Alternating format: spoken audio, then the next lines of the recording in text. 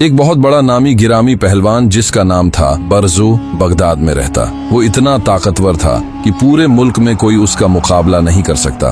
बादशाह से लेकर अवाम तक सब उसकी इज्जत करते। एक दिन बादशाह ने बहुत बड़े इनाम का ऐलान किया कि जो भी बरजो पहलवान को हराएगा उसे इनाम दिया जाएगा। बरजो पहलवान अखाड़े में उतरा और ललकार कर कहने लगा, है कोई जो मेरा मुकाबला करे? लोगों के पूरे मजमे में खामोशी छा गई। अचानक एक निहायत दुबले पतले, बूढ़े और कमजोर से शख्स ने हाथ उठाया और कहा, मैं लड़ूंगा। लोग हंसने लगे कि यह हड्डियों का ढांचा इस पहाड़ जैसे पहलवान का मुकाबला कैसे करेगा। बरजो पहलवान ने भी हिकारत से उसे देखा। जब मुकाबला शुरू होने वाला था तो वो बूढ़ा शख्स बरजो के करीब आया और उसके कान में कहा कि बेटे, मैं कोई पहलवान नहीं हूँ, मैं तो सैयद ज़ादा हूँ, नबी पाक सल्लल्लाहु अलैहि वसल्लम की आल से हूँ। मेरे बच्चे कई दिनों से भूखे हैं। मैंने सुना है कि जो तुमसे जीतेगा बादशाह उसे बहुत बड़ा इनाम और माल व दौलत देगा। मैंने अपनी इज्जत दांव पर लगा दी है। अगर आज तुम मुझे जितवा दो तो मेरे बच्चों के घर का चूल्हा जल जाएगा और मैं तुम्हें दुआएं दूंगा।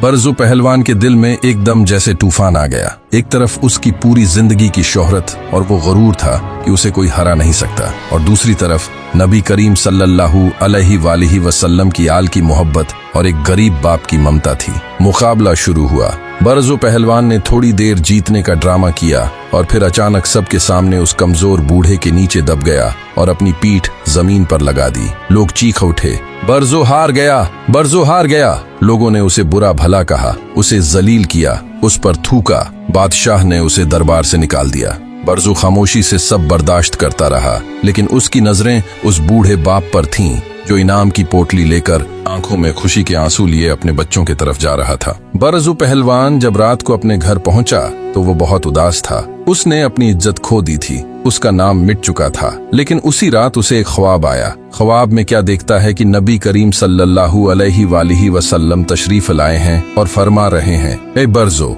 तूने मेरे बच्चों की खातिर अपनी अना और शोहरत को कुर्बान कर दिया। जा, आज से तेरा नाम पहलवानों के लिस्ट से काटकर अल्लाह के वलियों की लिस्ट में लिख दिया गया है। कहा जाता है कि जब बरजो सुबह बेदार हुआ तो उसके दिल की दुनिया बदल चुकी थी। उसने सब कुछ छोड़ दिया और इबादत में मसरूफ हो गया। वो शख्स जिसने एक दिन के लिए अपनी पीठ जमीन पर लगाई थी, अल्लाह ने उसे दीन की ऐसी बुलंदी अता की कि आज भी तारीख उसे हजरत जुनैद बगदादी रहमतुल्लाह अलैह के बा इज्जत नाम से लिखती है, जो कि इस वाक़ये के बाद अल्लाह के अजीम वली बने। सबक, कभी कभी हारना दरअसल सबसे बड़ी जीत होता है। अगर आप अल्लाह की रजा के लिए अपनी अना और शोहरत को कुर्बान कर दें तो अल्लाह आपको वो मकाम देता है जिसका आप तसव्वुर भी नहीं कर सकते। दूसरों की जरूरत को अपनी अना पर तरजीह देना ही इंसानियत की मेराज है।